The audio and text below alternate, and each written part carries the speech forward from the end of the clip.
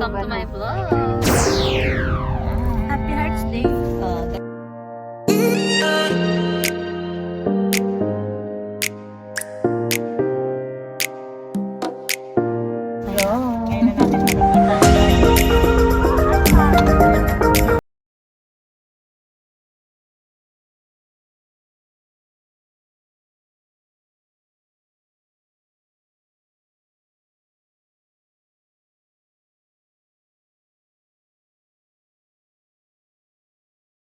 Kaya na natin makikita. Nagla-live ka? Hindi po, bawal po. Going in. Church Day, Valentine's Day.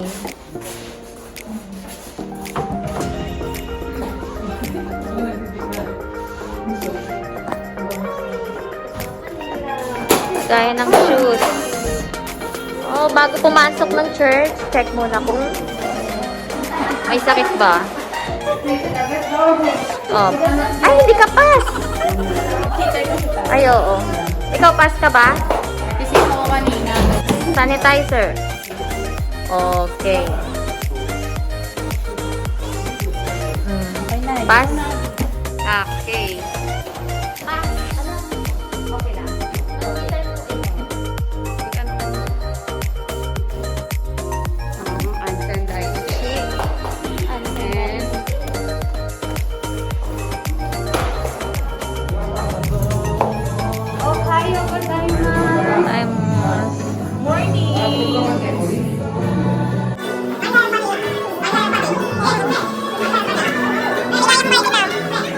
So, preparing for Valentine's Eve.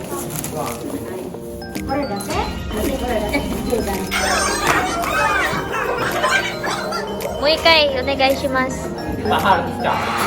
Dare? Maru? Oh.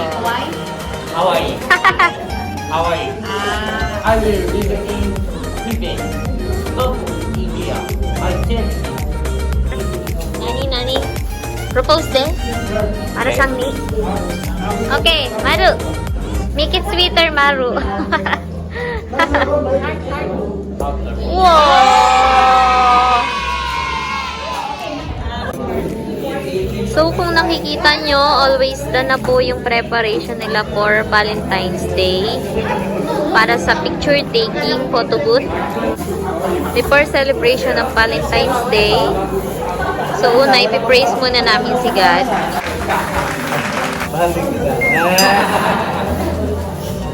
Mga attendees. Attendees of God. Wow! Happy Valentino. Happy Valentine! Hala, nalaglag daw ang heart. Ala! Hindi matibay yung ano, copy. Hindi matibay yung puso mo, Mary. Kaya nangyari yung... Ako, iniiwa. Di ba yung salita? Sakit? Di ba yung salita? Sakit? Happy Valentine's! So, everything is done for the preparation. Now, preaching time.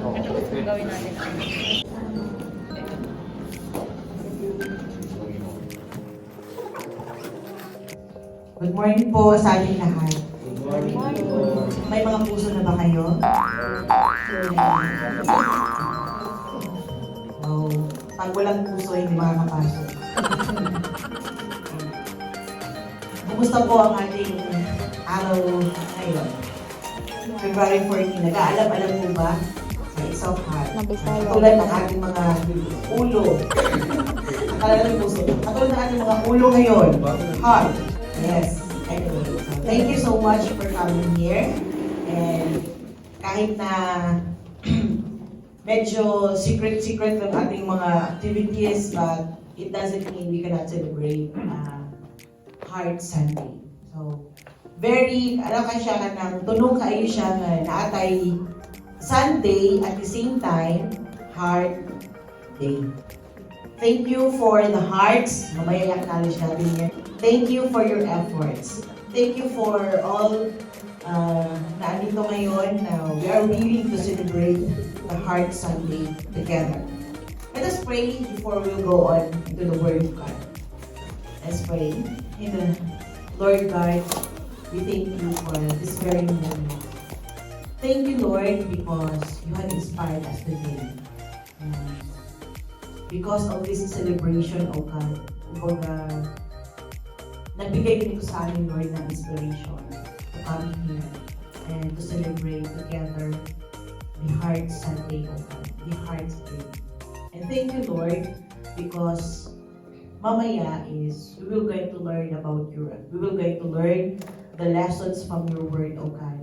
And let it be na ito yung makapag-guide sa aming Panginoon how to love, how to exercise love, and how to do love in our lives.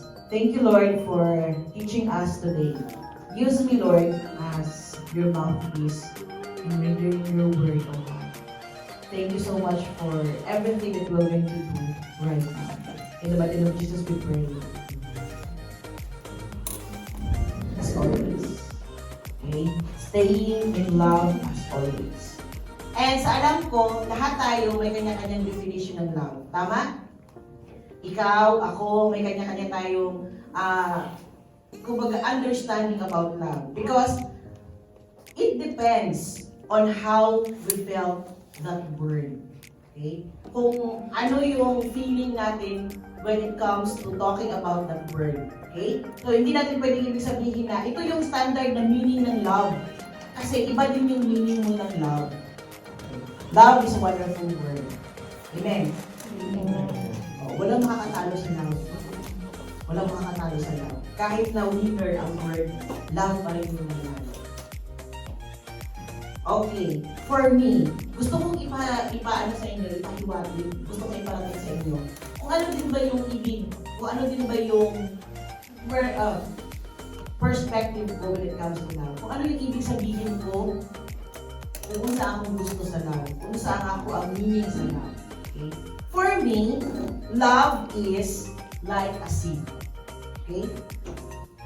Pareha siya or katulad siya ng isang seed, isang ano sa Tagalog? Buto. Buto. Seed or liso. Na isang maliit na bagay.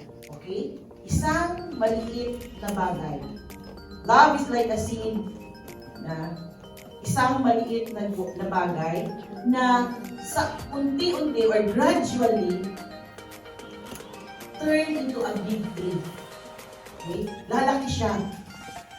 Tapos, magkaroon siya ng mga ugat. And magiging strong siya as the time goes by. Okay? Yun yung definition ko sa love. Pero, ang paglaki ng seed na to, ang paglaki ng, or ang paggalago ng puno na to, ang anong tawag dito? Ang pag-ugat ng puno na to, ng seed na to, nagdidepende siya how or paano siya inalagaan. Tama ba? Kapag nagtanim ka, related to sa topic ko last time, kapag nagtanim ka, pag hindi mo inalagaan, may mangyayari ba? Wala. Wala, di ba? So the same with love. Para sa isang seed, na kapag inalagaan mo siya ng gusto, kapag na-pampered mo siya ng gusto, lalago, magkakaroon ng ugat, magiging strong, at ano pa ba siya? Kahit na anong pagsubok ang darating, hindi siya matitigil. So yun yung definition ko ng love. So kayo, sa isip niya may definition din kayo ng love. Diba? And, ang pag-strong, sabi ko kanina, nagdidepende yon sa paano siya inalagaan ng owners. Manatili ka. Okay. Kasi, bakit kailangan magstay?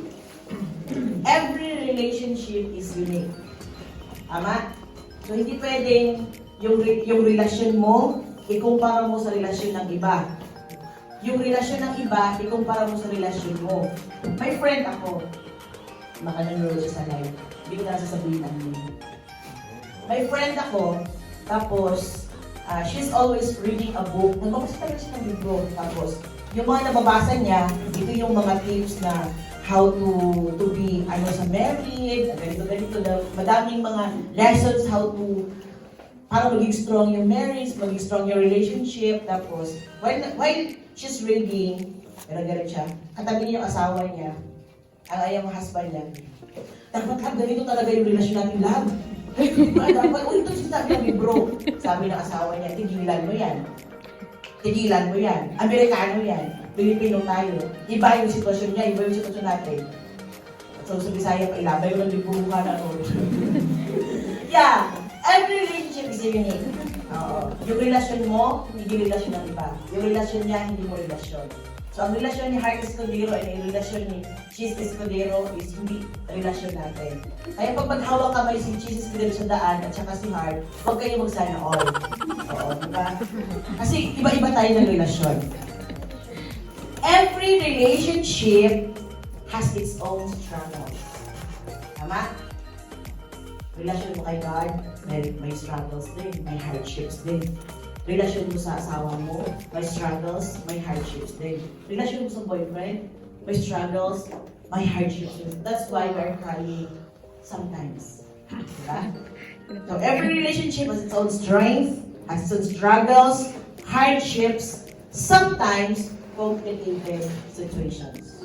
Merong mga ganun na sitwasyon sa relasyon. Hindi ako relationship, dito expert. I'm just telling the truth, the fact.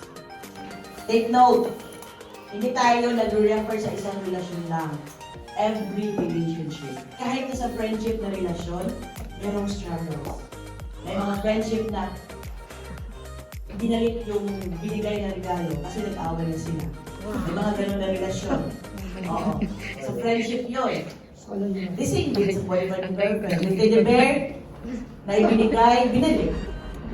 Kasi may mga struggles along the way. Friendship sa family, meron ding struggles. May mga away din sa brothers and sisters. So yun ang relasyon. May struggles, may hardships, may complicated situations. There are moments na, kumbaga, ginaganon tayo. Sinishake yung ating relasyon. Tama ba ako? Sana ba yung mga kaano mo dito? May mga relasyon na sinishake. Shaken by problems, shaken by behaviors. Sabihin natin na, nung una kami nagkakilala, mabait yan. Tapos ganun naman talaga. Hindi ko lang sasabihin ko. Oo. Tapos, nung una kami nagkakilala niyan, ano siya? Ganito siya. Tapos, nag-change ang behaviors. Naging monster siya. Tapos, yun na. Sometimes, we're shaken by reasoning powers. May mga arguments na it's about reasons. And sometimes, relationship was being shaken by distrust. Yung hindi ka na pinapaniwalaan, yung hindi na siya naniniwala sa lahat ng sasabihin mo. So, distrust. And as a human, kapag ganito na yung nangyayari sa relasyon, and every relationship, ano yung tendency natin as human? Fake up. Ibig. Iba yan na. Sabihin natin, ayoko na. Nakakapagod na. Bahala ka sa buhay mo. Break na tayo, yan ang gusto ko. Alam niyo ba kanta yan? Ayoko na. Hiwalay na tayo. Break na tayo. Maghanap ka ng iba. Pagod na ako sa'yo. Sagad na ako sa'yo. So, doon palagi ang statement. Kahit na sa'yo pa talaga sa harapan ng Panginoon, ganun din yung statement natin. Yung iba lang na sinabi niya yung kaparehan. Yung maghanap ka na lang. Kasi dakoy ko eh. So, yun ang tendency ng human. That's why, ang daming nakakapanghinayang ng mga relasyon. So, The message here is, Pagod na ako maghawak, Let pero maganda yung stop message. this. Pagod na ako, baby. Pagod These na ako. are the statements na nakapanghinayang. Bakit? dito. Bakit nakakapanghinayang sa sinasabing ayoko na? Hindi masyado maganda yung phone. Ayoko na, Lord. Hindi na ako magsisimba, Lord. Mm. Maghahanap na ako ng ibang pagod na ako, sagad na ako, hindi na kita kapatid, hindi na kita kaibigan. Pwede ba yun? Hindi na kita nanay, hindi na kita tatay.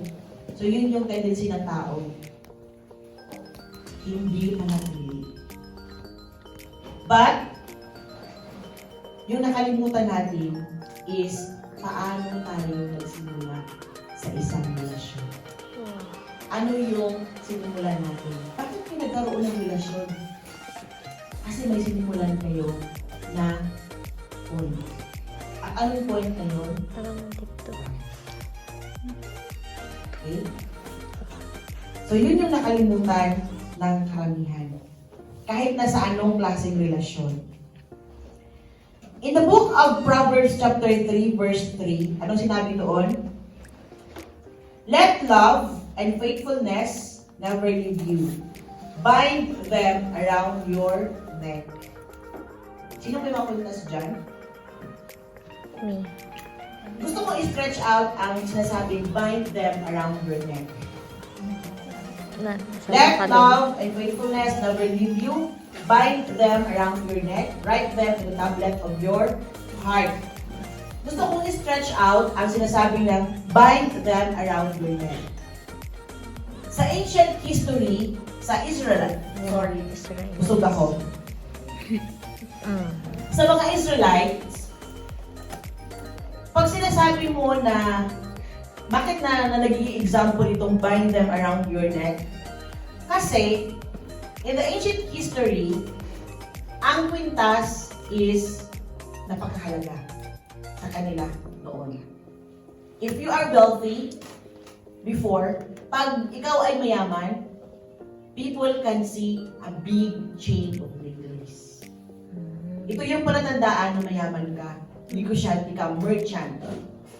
At kapag ikaw ay na-honor sa inyong barangay talaga, at na-respect ka, or na-honor ka, kunyari may ginagawa kang kabutihan in the community, the ancient history, the king would like to honor you with necklace.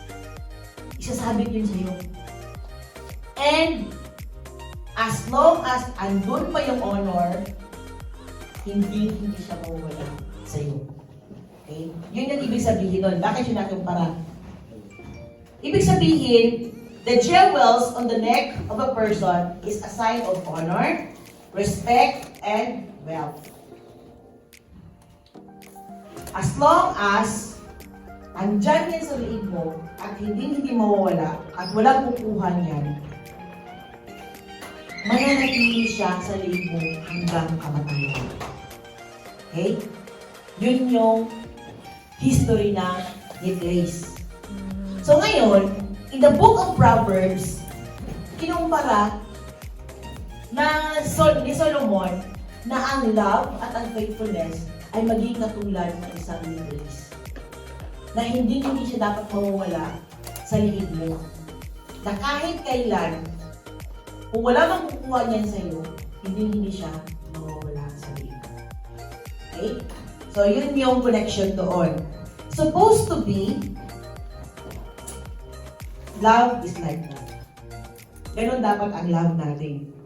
It should never leave to one person, or one person should never leave love. Diba? Love will never leave to one person, and a person would never leave love. Dapat manatili siya sa kanyang kinatatayuan, kinatindugan. Yun. Okay.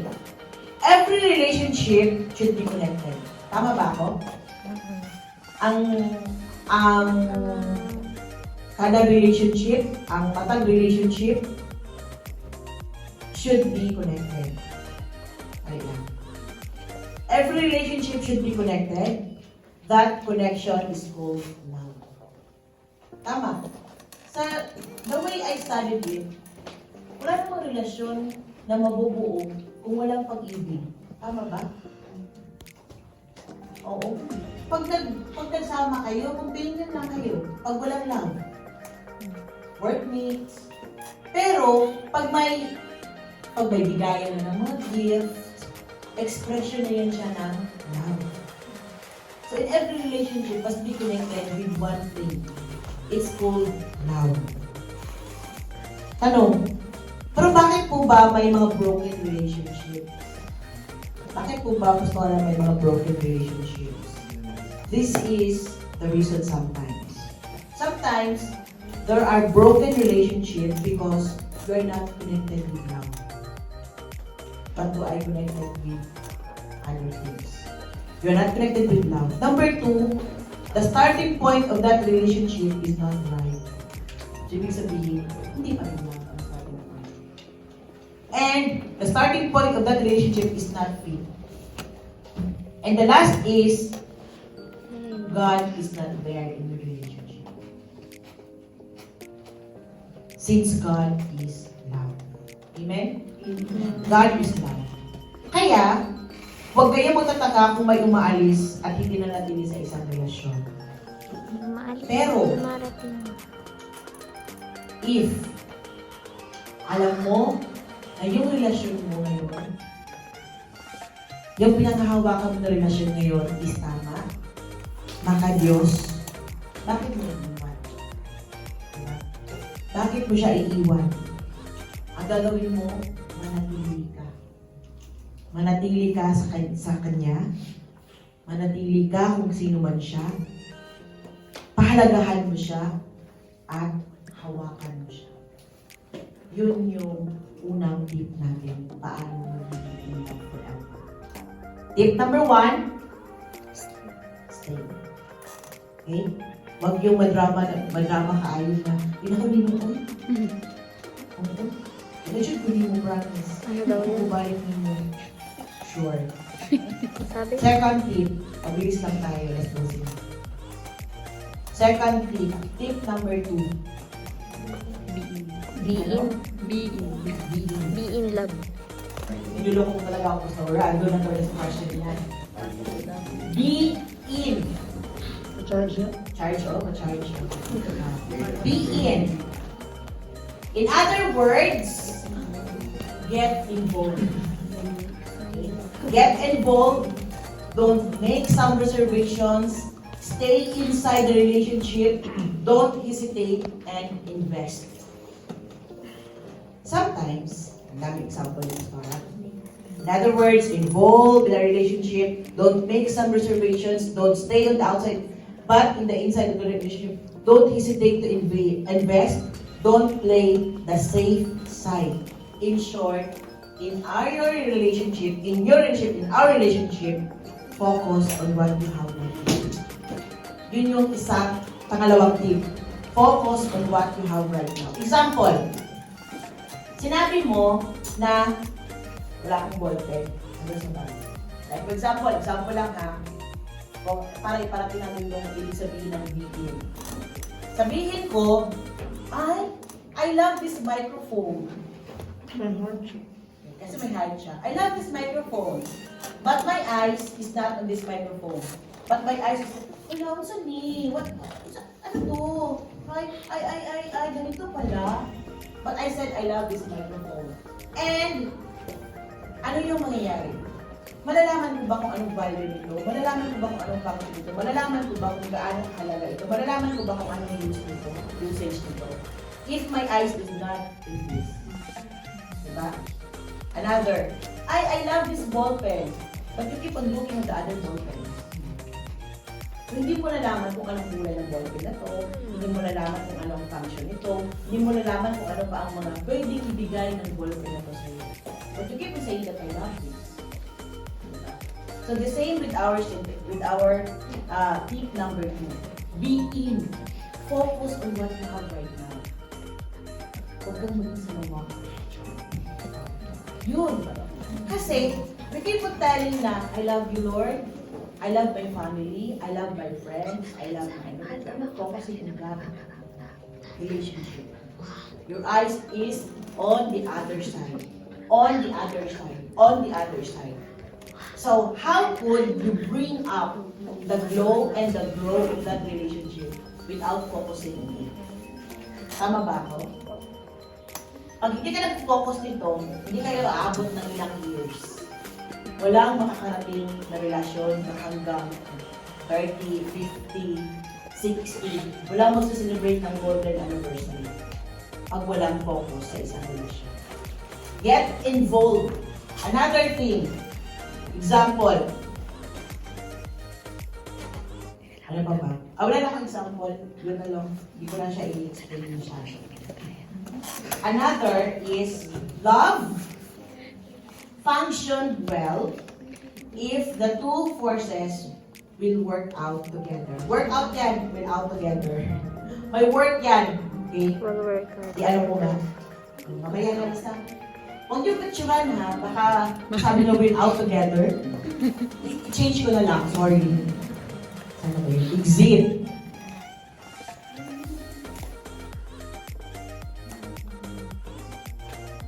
Hindi ko na alam ang exit, sorry. Sisira ang presentations ko pag exit pa ako. Basta pag picturean nyo to, lagay nyo na lang workout ha. Right. Love function well if the two forces will work out together. Tama ba ako? Sakto ba? Or mali? Kasi, pag isa lang yung nag-work, nakakapagod. Tama? Nakakapagod. Sabihin natin, kahit na sinabi ni Lord na I love you, pero pag si Lord lang lahat, wala kayong ginagawa, wala pa din mangyayari sa relasyon. Tapos, pag sinabi ng boyfriend mo, I love you, pag ikaw na girlfriend, wala ka namang ginagawa, walang mag-work out na relationship na yun. Love function well if the two forces will work out together. Ibig sabihin, walang nauna, walang nahuli. Together. Kasi minsan, nabasa ko sa isang research, isang problema sa isang relasyon ay yung nagbunahan. Ay, right ako sa iyo. Mas nakatapos ako sa iyo. Mas nauna ako sa iyo. Okay? Mas founded ako kaysa sa iyo. So, yun yung isang problema sa isang relasyon. But if you will work out together, meron kayong tinatawag na strong foundation of love. So, mamaya, i-explain pa siya further ng mga nakakatanda dito sa atin. Nakakatanda dito sa atin. So, mamaya, i-explain nila kung ano pa ang ibig sabihin dito sa mga tigulang na nanamimuyok. Ano daw? Sabi? So, sakit siya, but if we're going to say tigulang, that means they have a lot of experience already in a relationship. Why they get that relationship very strong. And until today, they had celebrated many years of anniversary. I-push ko na kayo para maging ganahan kayo niya mag-explain. Experience. Okay? So, function well. Work out together. Yun yung sekreto na magiging in ka. Involved in a relationship. Don't let the others do in a relationship. Sometimes, sige, ikaw na nga. Okay? Function well in a relationship. Deuteronomy chapter 6 verses 4 to 9. Sinasabi dito ay Hear, Israel, the Lord our God, the Lord is one. Love the Lord your God with all your heart and with all your soul and with all your strength. These commandments that I give you today are to be upon your hearts. Impress them on your children. Talk about them when you sit at home and when you walk along the road, when you lie down and when you get up. Tie them as symbols on your hands and bind them on your foreheads. Write them on the door frames of your houses, on your gates. Literally, ang mga Israelites people, ginagawa talaga nito. Love the Lord with all your heart, with all your soul.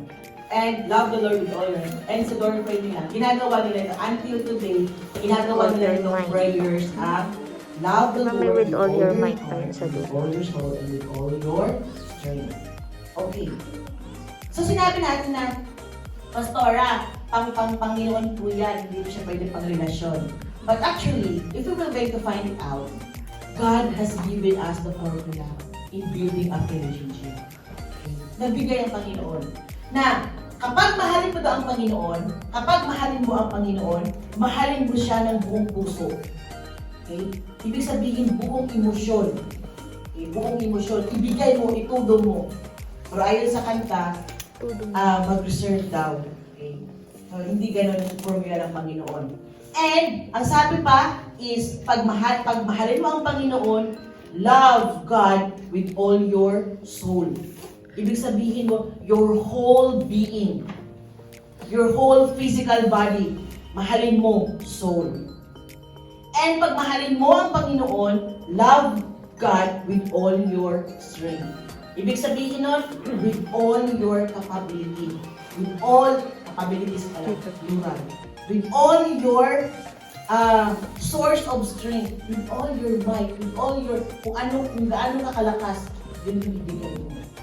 So ito yung formula na ibigay ng Panginoon. Now, how can we use this formula in our relationship? If you love with all your heart. Tama ba? Hindi naman pwedeng love kita, pero may maliit na hole dun sa puso mo na pilit mong pinapasukan ng iba. Hindi pwede. Okay? Love with all your heart. Kasi pag hindi buo ang heart, hindi siya heart. Tama? Hindi siya heart. Okay? Love the Lord with all your heart, or love with all your heart. Another is love with all your soul. Pag magmahal ka ng buo mo ng lawas. Buo mo katawan. Pati buo mo magmahal. Oo. Maramdaman mo ang pag-ibig kahit sa buo. Love with all your soul. Buong katawan. Hindi pwedeng, I love you with my hands. I love you with my head. I love you with my knees. I love you with my feet. Hindi ganun. Kasi, example natin, pag manliligaw ka, ulo mo lang ba ang pupunta? Pag manliligaw ka, ulo mo lang pupunta? Hindi pwede. Kahit na sabi ni Kuya, kahit na mag-text ka, yung isip mo gumagana. Ano yung i-text ko? Tapos kamay mo gumagana. So, katawan mo pa rin. Tapos pag hindi mag-reply, hindi nag-reply. So, buong katawan ka rin. Di ba? So, love with all your physical body. Diba? Kapag sabi ka ng I love you, hindi pwedeng mata mo lang. Naintindihan mo nun? Hindi. Sabihin niya ng bibig mo. Pero yung sinabi ng bibig mo, nanggaling sa puso mo. Tapos, buong katawan mo nag-work it out para magkaroon ka ng courage to say I love you. So, ibig sabihin, buong katawan mo pa rin ang nagmahal. Na, paki-interpret sa katabi mo, anong sinasabi ko, ha? Sabihin mo na, ganito yung sinasabi ko, onegaishimasu na. Ay! Tapos, ano pa? Love with all your strength. Love with all your might. Sa love, hindi pwedeng tatamad-tamad ka. I love you. Ay, wala kang binibili ang love. Pag nagmahal ka, you need to spend effort. Tama ba? Yes. Kailangan ba mag-spend ng effort? Pag mag-love? Minsan tingnan ko may love ba? Pag walang effort, Kailangan may love ka muna. hindi magugulo Yan. ang isang pag-ibig. Yung love mo, yung landing. Kung sa Bisaya pa, ang relasyon na walay effort, last time. Naintindihan niyo Marie yung last time? Oo. Ang isang relasyon na walang efforts, last time. Walang kalasa-lasa. Alas ay. Walang kalasa-lasa. Kahit nabigyan ka ng red roses, the red roses will have no meaning at all. If your relationship is not spent with that. Okay? Tama ba? So, sabi pa dito sa baba is pag-usapan. Always talk about it. Always talk about it. Even if you rise up, even if you fall asleep, always talk about it. Always talk about love. Now, question, mga partners, mga katigulangan, mga young in love, nag-uusap-usap pa ba kayo tungkol sa pag-ibig? Tani? Sometimes, according to my mama, kasi ako nag-live, baka makita ng mama ko, hello. Sabi ng mama ko, sabi ko, bakit hindi ko nakikita niya lang, sabi ko, I love you. Minsan, naging joke na lang yung I love you sa mga nakatanda. Kasi kung sinasabi nila na kilas, corny, cheesy. But, talk about it. Sometimes, you had forgotten to talk about it. How you start from the very beginning. Umabot kayo ng 50 years, how you start from the very beginning. Sometimes, 50 years na tayo, layo-layo natin, mabalik tayo sa year 1 natin. Pag-usapan pa natin yung year 1 natin, paano tayo nagkaroon ng relasyon. O hindi. Baka kasi nakalimutan ng iba. Kaya, sabi ng Panginoon, in generation to generation, talk about it. Sa atin dito relasyon natin, generation to generation, talk about it. So that your children will know, so that your friendship will know, na ito yung relasyon ninyo. Pag-usapan ninyo. It's not about cheesy, it's not about corny, but it's a responsibility to talk about it. Because while talking, you are commemorating a memories, sweet memories together. At kahit na corny, ito yung nagpapalakas at nagpapalagay sa relasyon ninyo. So, Book of Deuteronomy chapter 6 verse 9, magmahal ka buong puso, magmahal ka buong kaluluwa, magmahal ka buong lakas. Huwag kang mag-reserve. Kasi pag mag-reserve ka, pwede pasukan mo ng kaaway at sisirain ang relasyon. Kasi pag may reservation, meron kang rason na, ay, hindi mo lang siya nag-ano sa akin. Ay, hindi mo lang siya nagagano sa akin. Ganyan naman talaga siya. Arguments start, problems starts because of reservation, because of hesitations, and because of you have the hesitations to invest. Ano ba mga arguments sa relasyon? Money, mga problema sa arguments, discontentment, shadows of past, distrust, appreciation, growing apart, and others. Hindi ko na siya i-expand kasi alam natin yung problema ng ating relasyon. So, ang solusyon dyan is hindi at magkakatakot ko. Yun yung tip number 2. One part could not solve the problems, but if two persons or parties face the relationship problems, very for sure there is hope. Meron ako sa ilustrasyon. May isang babae, I don't know if I had used this illustration before, nagamit ko na siya. May isang babae na lumapit sa isang counselor.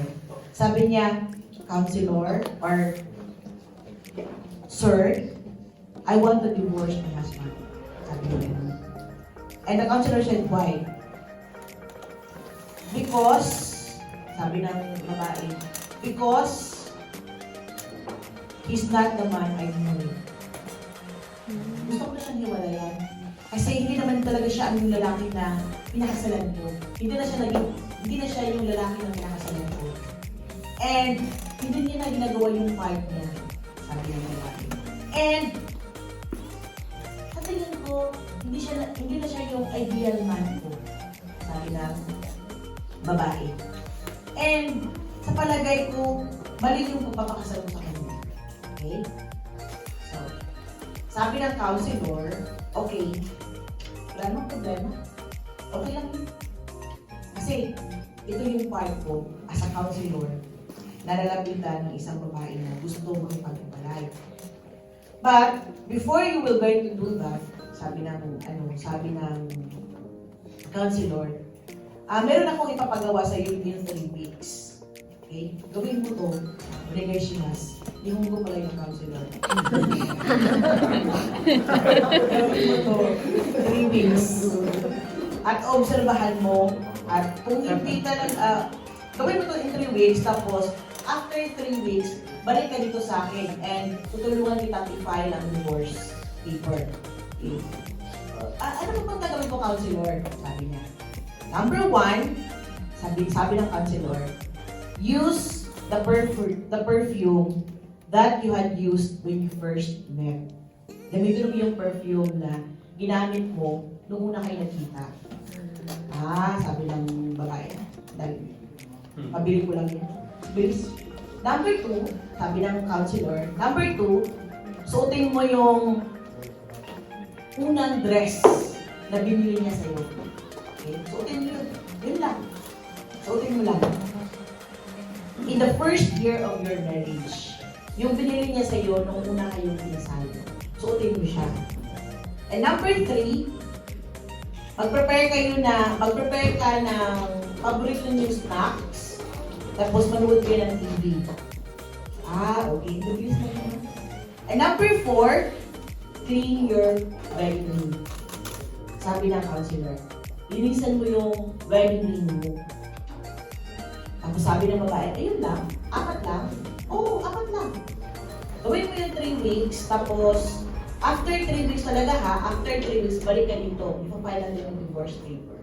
Sabi niya, okay. Ang bilis lang naman. And, ginawa ng babae ang sinabi ng counselor. Ginawa niya. Okay, go. To make the story short. Tapos, naghintay ang counselor.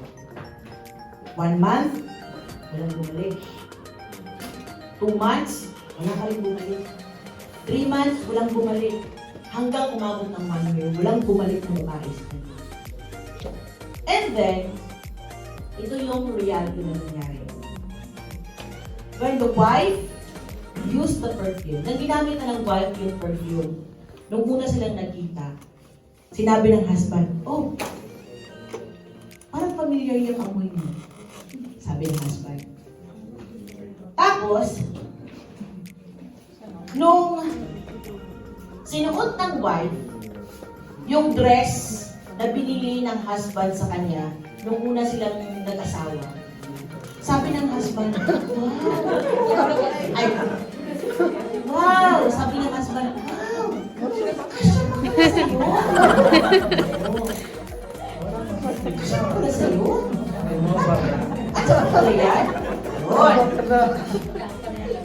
Tapos, yung pangatlo is nag-prepare ang wife ng snacks nila while watching TV. Tapos sabi ng husband, ay, na-miss ko moment na na-miss ko. And they laugh together sa isang TV show. And then last is nilinisan ng wife yung wedding ring. Paglinis ng wife sa wedding ring, na-remember niya bakit niya ba nakuha ang wedding ring.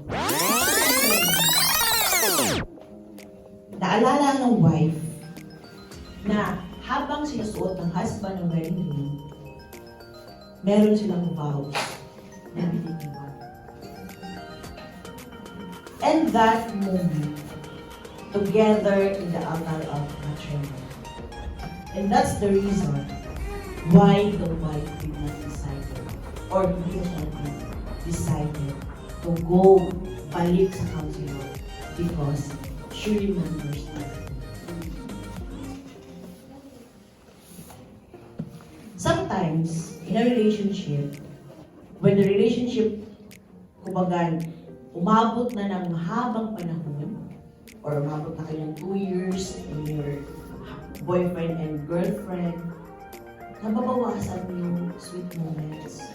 Nababawasan yung mga corny moments. Nababawasan yung, kasi you are so cold with responsibility. Nabalot yun ng responsibilidad. Kwarta, trabaho. Kahit na relasyon natin sa Panginoon, mayroong ganun moment. Una, Lord, thank you so much, Lord. You're so good and you're so,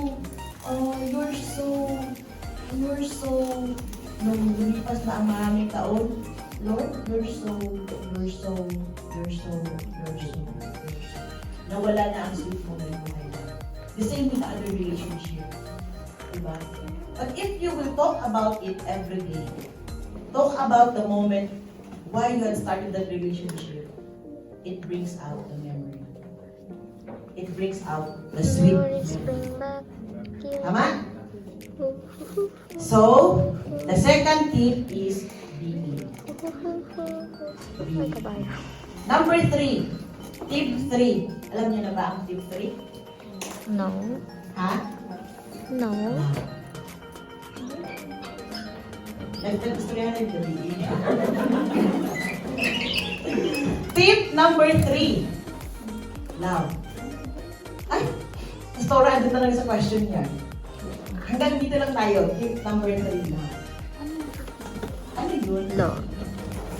Love. Let the love rule over the relationship.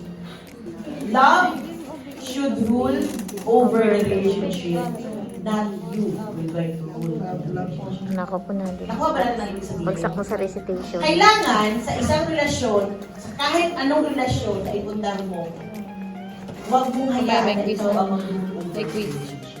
Make this. Kasi pag ikaw, ang dami mong satsat, ang dami mong reklamo, pag ikaw ang mag-rule over the relationship. I want this, I want this, I want this. You should. But if the love will rule over the relationship, love will always say sweet moments. Love will always give you amazing things. Love will always give you beautiful things. Pag ang love ang mag-rule over the relationship. But if you will rule over the relationship, you want perfectness. You want without flaws. You want everything is clear. You want everything is ganito. But love gives it all. Kaya minsan, napapagod tayo kasi tayo yung nag-rule sa ating relasyon. Sa relasyon natin sa Panginoon, tayo pa rin yung nag-rule sa relasyon. Ganito kasi yan. Nais kong maiparating sa inyo ang ilustrasyon na ito. Isang party at isang party may love. May love, may heart. Ibig sabihin, nabuo nila ang isang relasyon.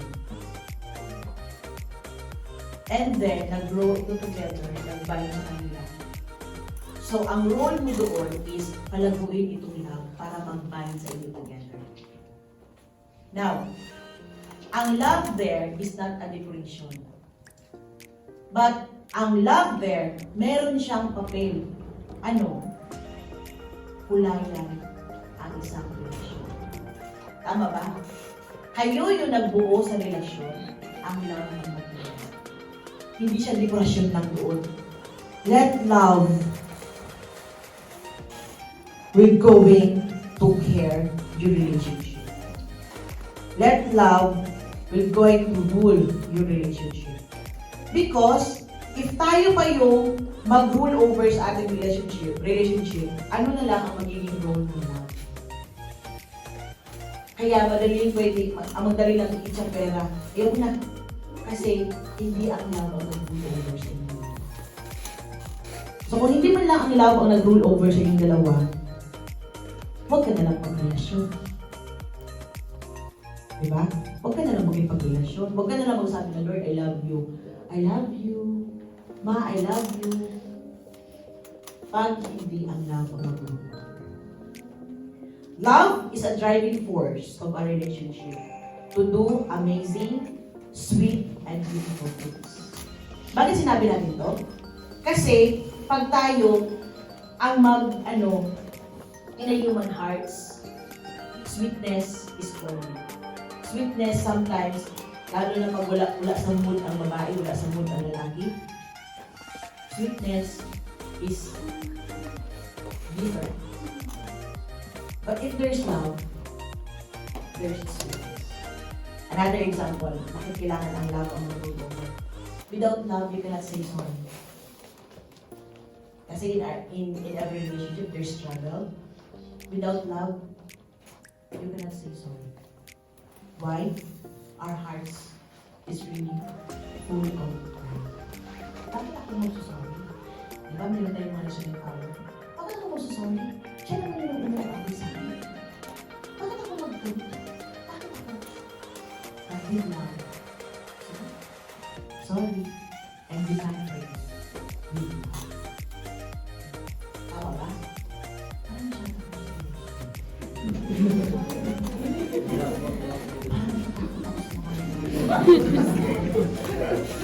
Dami ka na kasi yung pinag-usap. Diba? Ganun yun. Pag hindi love, hindi mo ma-mention ang words. And you cannot say sweet things because there's no. So yun. Tip number 3, love. Love lang man di ay. Love. You cannot apologize to your partners without love. You cannot forgive without love. You cannot understand corny and cheesy word without love. Without love, this topic is annoying. Pag wala kayong love na naman ngayon, ang topic na to, ang mga hearts na to, walang kabuluhan. Saba, annoying. Let love and faithfulness never leave. Okay, sabi natin kanina, love is like a small tree that bears much fruit, much fruit, much fruit, much fruit if the two forces work out together. Amen? Amen. Question. How to stay in love? Simple lang. Manatili kang mag-love. Araw-araw. Huwag mong kalimutan yun. Stay in love every day. Doing it every day means doing it always. Tama? And doing it always leads to forever. Akala niyo walang forever? Meron. Akala niyo lang wala. Kasi hanggang hindi pa naputol ang hininga mo, yun forever. Kasi hindi mo na alam the life after if meron pa talaga yun. So, staying in love every day means you are staying in love always. And if you stay in love always, that will live forever. Kaya umabot tayo ng 50 years, umabot tayo ng 100 years sa ating mga relasyon, umabot tayo ng forever na friendship pa rin kayo because you had never stayed out in love. How to stay in love? Stay in love. Amen? Let us all pray. Lord, thank you so much for this moment. I know that you have inspired us today. Thank you, Lord, because you have guided us from your word. What we are longing, oh God, is we would like to stay in love with you, with our spouses, with our families, as a daughter, as a son, as a brother, as a sister, as friend, as workers, as passionate. Thank you, Lord, for helping us that we will always stay in the right love.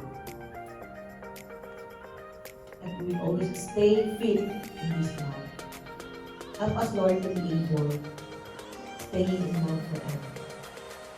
Be with us, O Lord. In the name of Jesus we pray. Amen. May I call on the selected couples to rent it?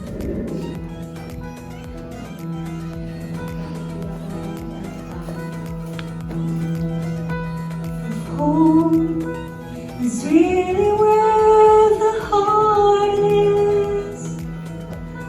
Then home must be May mas pa yan, a place we all can share. For even with our differences, our hearts are so much the same. And where love is, we come together. Wherever there is laughter ringing, someone smiling, someone grieving, we can live together there. Love will be our home. Take off naman. Music singing, where a tender heart is beating, we can live together there. Love will be our home. Kasi ano lang yung sounds minimize para hindi maingay. Hearts can be a family, and home can bring family face to face. Kaya ko din yun. And though we may be far apart, our hearts can be as one, with loving us together in one place. There is laughter ringing, Some smile and some grieving, we can live together there. Love will be our home. Where there are words of kindness spoken, where the vow is never broken, we can live together there. Love will be our home. Love will be our home. Love will be our home.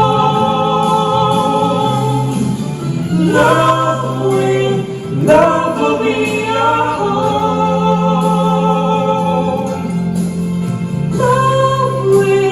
Love will be our home. Kaya ko din yung diin. Wherever there is laughter ringing, Solo, video. Ah. smiling, someone Same sound, ha? Gusto ko yung mga pakulot-kulot. Love will be our home. Where there are words of kindness spoken, where a vow is never broken, we can live. When the vow is never broken. Love will be our home.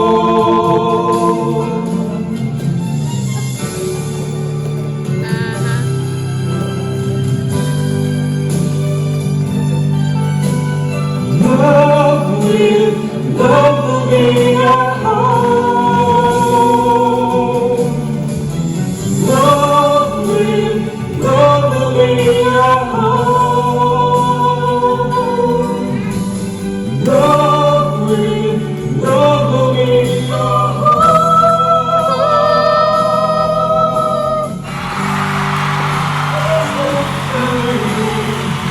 Some smile and some are grieving. We can live together. Love will be our home. Love will be our home. Oh, palakpakan naman dyan. Okay. Be our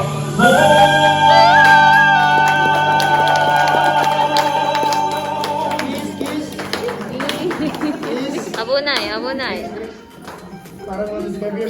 A few moments later.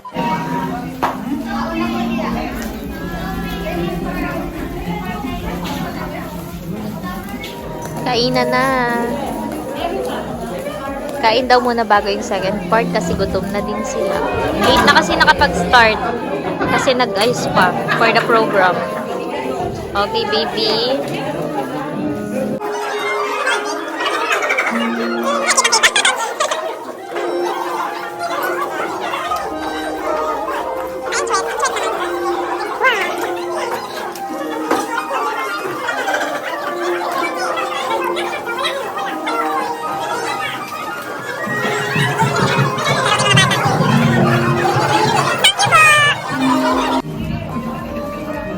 Bumirang daw. Ano ba ito? Ano to? Pansit. Kanin at saka yung ilalim niya is may chicken. Sabi masyo.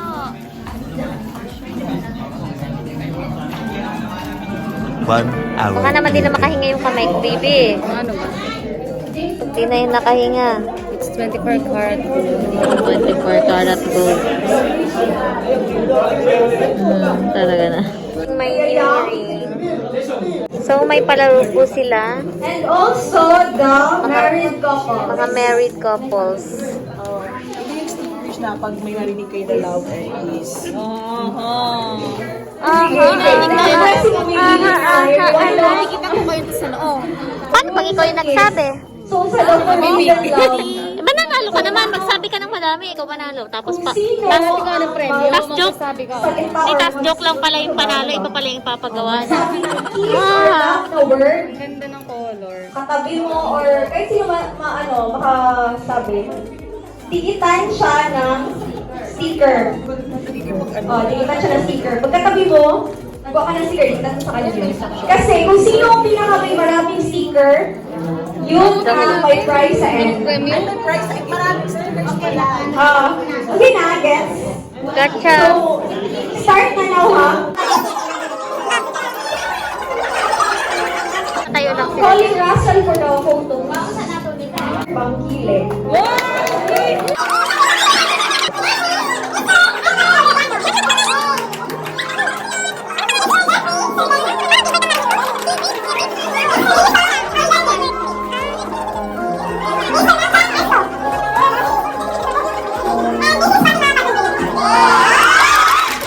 Next, let's acknowledge the married couple here. Okay, so please stand and proceed to the back for the march for the acknowledgement.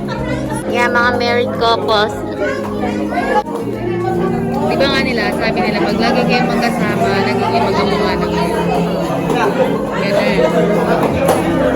Kung swerte mo magiging kamukha kita. Okay, nakain na ba?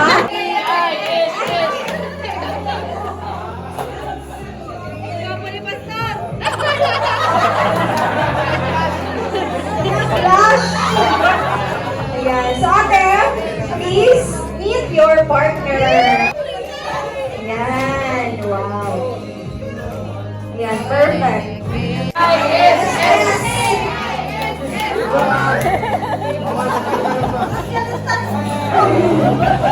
Okay, thank you. Okay, our next couple, Mr. and Mrs. Ondoy.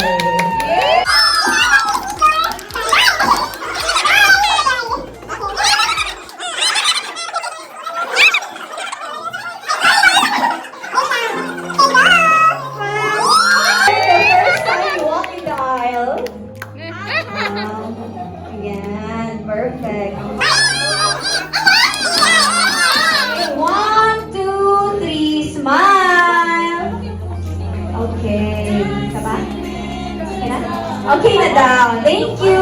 And congratulations because it's an achievement. Okay.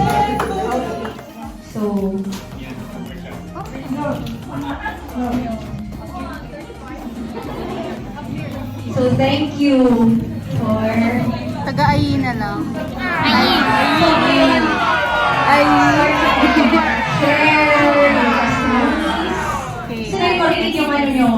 Love story kumbaga. Yan. Makinig kayong mga ano dyan, ha? Makinig ka. Makinig ka na. Mag-start tayo.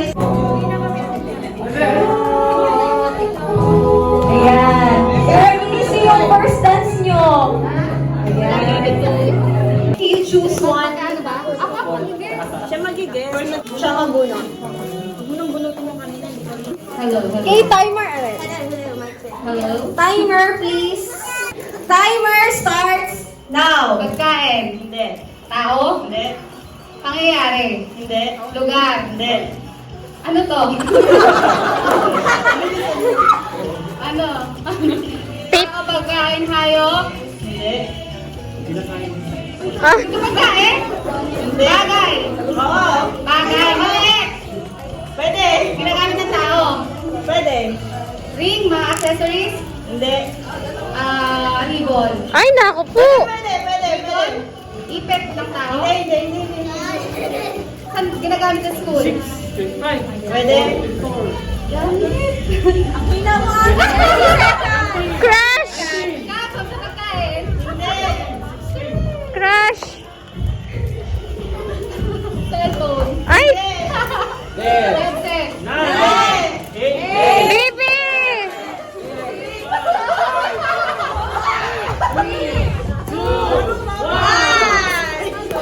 Flower!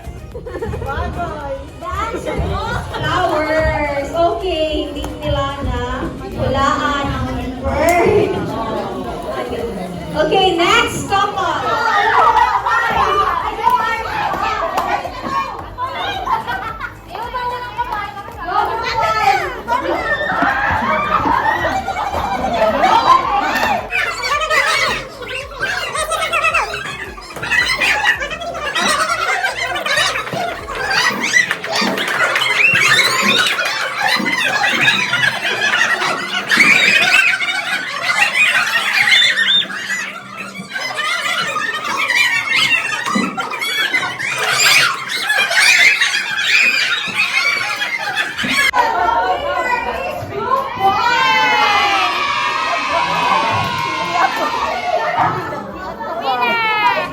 Sana marami kang mamana ngayong Hearts Day. Pusong mamana. Yes. Send mo yung video na yun sa Ayan. Thank you so much.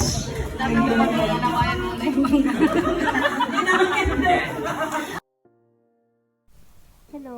So, dito sa Japan, culture nila na yung mga babae ang magbibigay ng chocolate sa mga lalaki or sweets during February 14. Pero kung may mga lalaki naman gusto magbigay sa inyo ng chocolate, pwede din naman. So, like, nakatanggap din ako ng chocolate. Siguro ako lang yun. So, share ko lang. Ang pinaghirapan ng madla. Kaya natin ito pag ganito. The bigger size. Agad Small size. Marabit sa gitna. And the medium size. Aha. Eh, kung yung Abby na ano pala yun? Tanan! Ang mga gumawa. Sira speaker daw yun. No! O yung vitamins mo. Silang gumawa niyan. Tanan! I love you. Love you.